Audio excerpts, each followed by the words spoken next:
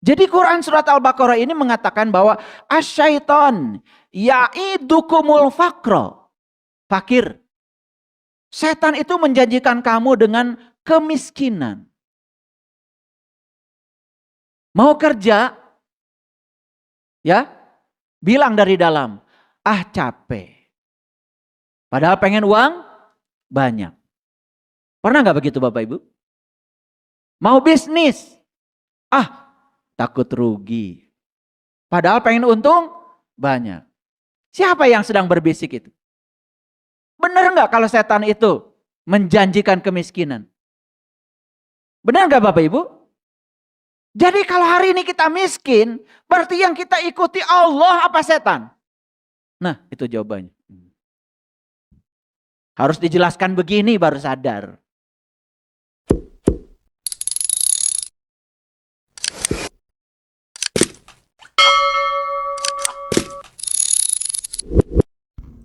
Sholat itu mencegah dari perbuatan keji dan munkar. Bilang aja sama saya sulit pertanyaan. Jujur ya, jujur. Ini yang beragama Islam, setiap hari sholat kan? Oke, jujur ya, jujur. Tapi harus jujur ya jawabnya. Itu sholat itu untuk nanti atau untuk sekarang? Hah? Buat nanti? Oh. Atau diganti pertanyaan deh. Sholat itu buat surga atau buat akhlak? Buat surga.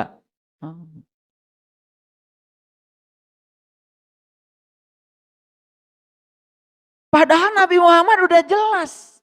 Innama bu'istu liutamima makarimal akhlak. Aku diutus ke dunia ini untuk memperbaiki akhlak. Supaya akhlak kalian itu karim. Mulia. Kayak saya namanya Saiful Karim. Kan makarimal akhlak itu ada kata karim di situ. Jadi saya malu kalau namanya Karim tapi saya tidak mulia. Kan itu doa dari bapak saya, dari leluhur saya. Nah sekarang ulangi lagi. Nabi Muhammad diutus ke dunia untuk apa? Menyempurnakan akhlak. Supaya akhlaknya karim, akhlaknya mulia. Kata siapa? Kata Nabi Muhammad. Kata Quran. Kalian tuh makanya nih ngaji bertahun-tahun gak ada bekasnya.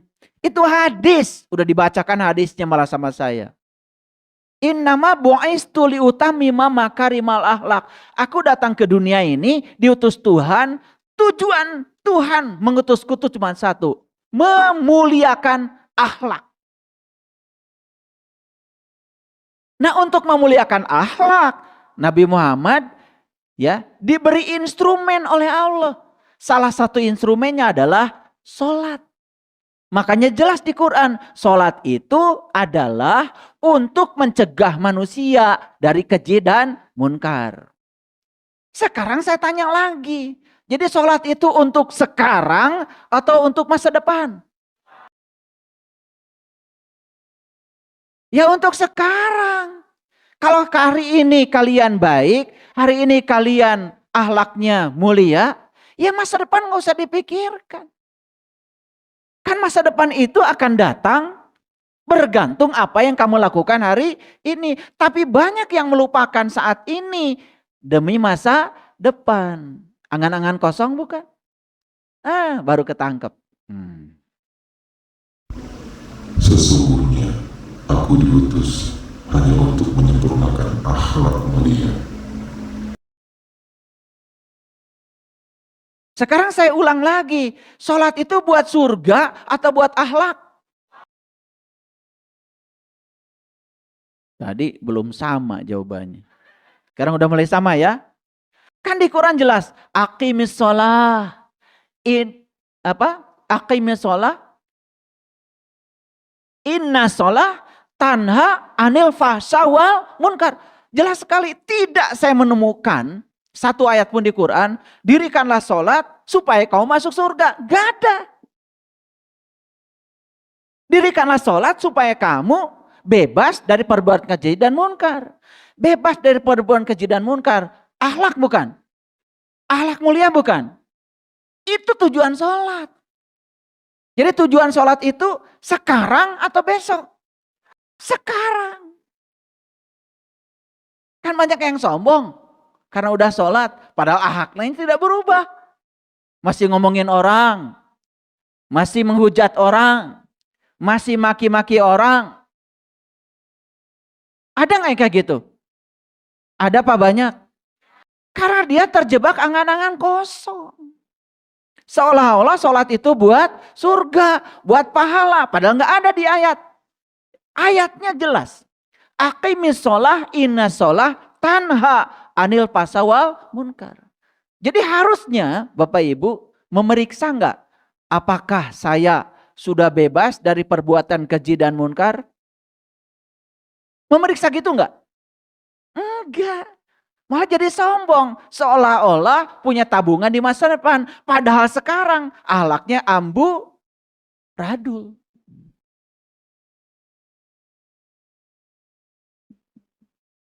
Kira-kira ngerti sampai situ? Oke, itu baru contoh sederhana. Ya, makanya angan-angan kosong menyesatkan nggak? Menyesatkan. Nah yang keempat, angan-angan kosong berbahaya nggak? Berbahaya. Menimbulkan kelalaian, menimbulkan penderitaan, menimbulkan penyesalan di kemudian hari. Coba orang yang punya pandangan, bagian kita bukan di sini, bagian kita mah nanti. Padahal nanti itu kan belum tiba. Katanya hidup itu di sini, saat ini sekarang. Akibatnya apa? Sekarang gak kebagian, apalagi nanti. Timbulnya apa? Penyesalan karena terjebak angan-angan kosong. Berbahaya nggak angan-angan kosong? Bahaya sekali. Dan orang-orang yang bersama dengan Rasulullah adalah keras terhadap orang-orang yang tertutup. Makanya muncullah orang-orang yang sombong. Padahal dia itu sedang berada dalam angan-angan kosong. Paham sampai sini? Oke. Ini baru pengertiannya. Oke, sekarang perhatikan. Ada ayat yang bagus nih. Di surat Al-Baqarah ayat 268. Ini harus saya bacakan bahasa Arabnya. Karena banyak yang ragu-ragu. Biar saya nanti terjemahkan pelan-pelan ya. A'udzubillahi minasyaitonirrajim. Bismillahirrahmanirrahim. Asyaiton ya'idukumul faqra. Setan itu menjanjikan kamu dengan kemiskinan. Ini Quran. Pernah baca ayat ini Bapak Ibu? Kasihan. Ini gara-gara one day one judge ini. Bergerak cepat tapi tidak bergerak maju. Saya baca Quran setiap hari jam 1 sampai jam 4 subuh itu Bapak Ibu. Paling satu ayat aja udah gak kelar-kelar itu. Hanya hangat-hangat air mata aja kalau baca itu. Gak bisa saya baca banyak-banyak. Makanya di dalam kitabnya Fihi Ma Fihi itu dijelaskan bahwa kitab suci ini seperti bawang merah. Dikupas luarnya ada lagi, kupas lagi ada lagi, kupas lagi ada lagi. Dan yang terakhir, kalau ibu-ibu ngupas bawang merah, yang terakhirnya kan cuma air mata. Betul nggak? Iya. Yang terakhir kita memasuki kekosongan. Sampai kita tidak merasa apa-apa, tidak merasa tahu apa-apa. Makanya orang yang tinggi ilmunya, semakin dalam dia belajar, dia semakin tidak tahu apa-apa.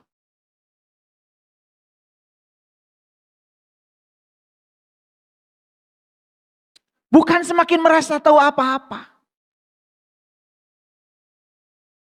Seperti mengupas bawang merah, makin dikupas, makin dikupas, makin dikupas, sampai akhirnya kita akan menemukan kekosongan. Di kekosongan itu, disitulah kita akan sadar betapa kita tidak tahu apa-apa. Katakanlah Muhammad, aku ini hanya seorang manusia biasa seperti kamu, yang diwahyukan padaku dari Tuhan Yang Maha Esa. Disitulah kita akan mengalami namanya kesucian jiwa. Karena kotoran jiwa itu berasal dari 4, Bapak Ibu. Perhatikan saya. Kotoran jiwa itu 1, dari perasaan bahwa kita merasa tahu apa-apa. Jadi sombong. Yang kedua, kotoran jiwa itu dari perasaan bahwa kita memiliki apa-apa. Coba lihat, orang yang merasa memiliki apa-apa. Jadi sombong, jadi takut kehilangan, jadi melekat, jadi pelit, jadi kikir. Padahal dulu ketika dia tidak punya apa-apa, lebih bahagia daripada saat dia punya apa-apa. Yang ketiga, kotoran jiwa itu berasal dari merasa bisa apa-apa. Dan yang terakhir, kotoran jiwa itu berasal dari merasa dirinya sebagai siapa. Merasa dirinya paling ulama, merasa dirinya paling alim, merasa dirinya paling tahu segala, merasa dirinya paling soleh, lalu merendahkan orang lain. Itu sudah kotoran jiwa, Bapak Ibu.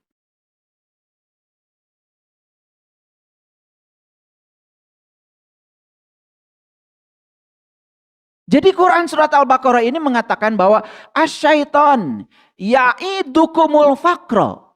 Fakir.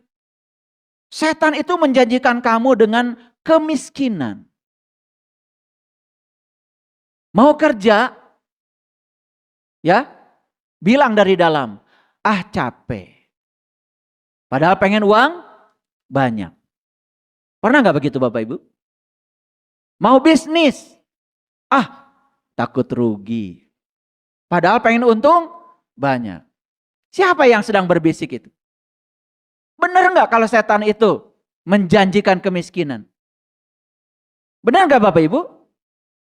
Jadi kalau hari ini kita miskin, berarti yang kita ikuti Allah apa setan? Nah, itu jawabannya. Harus dijelaskan begini baru sadar. Saya itu saking sayangnya pada umat nih, ingin berbagi Bapak Ibu. Saya bikin pelatihan hidup menakjubkan, saya bikin pelatihan dirindukan uang. Saya bikin pelatihan bagaimana hebatnya pikiran dan perasaan. Saya menulis buku Titian Kesadaran, saya menulis buku Hidup Menakjubkan. Saya ingin berbagi. Karena kemiskinan itu bukan dari Allah. Kemiskinan itu dari setan. Karena kita tidak mau keluar dari segala batasan-batasan yang membatasi kita. Bapak Ibu perhatikan saya. Pernah nggak Bapak Ibu membatasi pikiran? Wah itu tidak mampu bagi saya. Oh saya tidak lebih berbakat dari orang lain. Dan kita mengatakan seolah-olah semua orang-orang yang kaya, sukses di dunia ini. Karena mereka lebih berbakat daripada saya. Karena mereka lebih diperhatikan Allah daripada saya. Karena mereka lebih beruntung dari saya. Itu pikiran palsu bukan Bapak Ibu? Buatan siapa? Tapi sadar gak Bapak Ibu? Coba sekarang pikirkan. Allah yang maha adil pasti ngasih kesempatan yang sama. Pasti ngasih kebahagiaan yang sama. Waktu kita juga sama semua 24 jam. Mereka yang sukses tidak punya waktu lebih banyak dari kita. Tapi mereka menggunakan waktunya benar-benar untuk mengarahkan mereka kepada kesuksesan itu. Allah tidak mengubah nasib suatu kaum hingga mereka mengubahnya sendiri. Sadar gak Bapak Ibu? Sadar sekarang? Kemarin saya kasih ya judul khusus memperkuat interior diri. Saya mampu, saya bisa. Saya bisa menghadapi semua rintangan itu. Saya pasti kuat. Ayo Bapak Ibu keluar dari situ. Itu batasan-batasan itu yang membatasi kita. Ternyata bukan dari Allah. Allah tuh al-wasi. Dia maha luas. Yang menyempitkan kita itu adalah diri palsu kita yang bernama syaitan. Cuman sayang kita ngaji bertahun-tahun. Kalau bicara tentang setan pasti entitas lain yang suka mengganggu kita. Padahal yang membuat kamu tadi malam tidak bangun tidur kan kamu. Tuhan bilang, dingin. Cuma gitu aja. Gak banyak kata-katanya. Tuhan bilang, ngantuk. Gitu aja kan? Gitu kan? Siapa yang bilang dingin? Siapa? Ayo jujur. Siapa yang bilang ngantuk? Siapa? Mau belajar, sudah nyalakan lampu, sudah ada kursi, bukunya sudah terbuka, baru buka, ngantuk. Nanti aja. Terus mau kapan? Yuk kita jujur ya. Jadi jangan-jangan setiap hari itu kita sibuk hanya dengan angan-angan kosong kita sendiri. Berharap berubah. Berharap masa depan lebih baik. Ini saya bongkar hari ini rahasia. Ulangi Bapak Ibu. Asyaiton ya'idukumul fakro. Setan menjanjikan kamu dengan kemiskinan. Jadi miskin berasal dari siapa? Setan. Batasan-batasan yang diciptakan di pikiran kita berasal dari siapa? Setan. Siapa setan? Makin jelas. Pakai kerudung, di kacamata, pakai batik lagi. Paham sekarang? Aduh, ini saya buka ya kesadarannya. Yuk lanjutkan. Kami telah menciptakan manusia dalam bentuk yang sempurna. Ya, waya murukum bil fahsya, dan menyuruh kepada fahsya. Kan sholat itu tadi saya jelaskan. Aqimis sholah, inna sholat anil fasa wal munkar. Fasa itu jahat, fasa itu keji. Dan semua yang keji, tidak berperasaan, yang jahat, yang merendahkan, yang menghina, yang menghujat. Jelas kata ayat ini. Itu semua berasal dari syaitan. Ulangi lagi. Syaitan wujud nyatanya apa Bapak Ibu? Pikiran yang tidak terkendali. Dan saat kita tidak dikendalikan oleh pikiran, kita telah menjadi diri palsu. Makanya saat pikiran ini menguasai kita, tidak kita kuasai, maka kita langsung berubah menjadi Rahwana. Makanya cerita Rahwana. Apa itu Rahwana? Dia yang mencuri Dewi Sinta. Siapa Sinta? Sinta itu kesadaran. Siapa Rama? Rama itu diri kita. Rama ini kehilangan Sinta, dicuri oleh Rahwana. Banyak manusia yang kehilangan kesadaran. Karena apa? Dicuri oleh diri palsunya.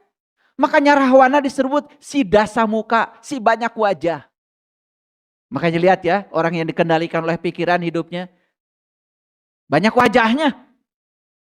Munafik. Berpura-pura bahagia padahal hancur.